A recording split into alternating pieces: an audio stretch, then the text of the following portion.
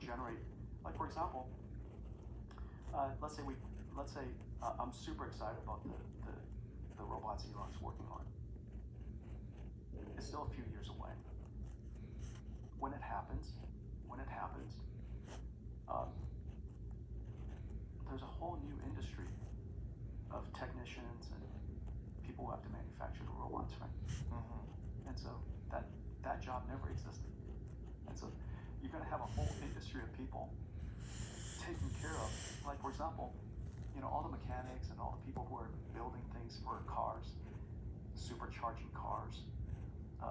That didn't exist before cars, and now we're going to have robots.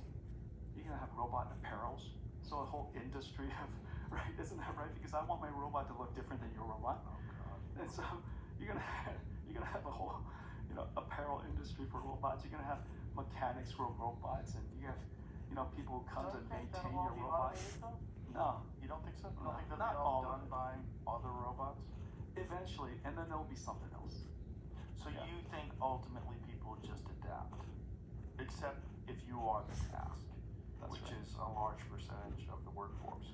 If your job is just to chop vegetables, Cuisinart's going to replace you. Yeah. So people have to find meaning in other things. Your job has to be more than the task. What do you think about Elon's belief that this universal basic income thing will eventually become necessary?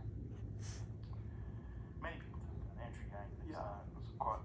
He was one of the first people to sort of sound that alarm during the 2020 election.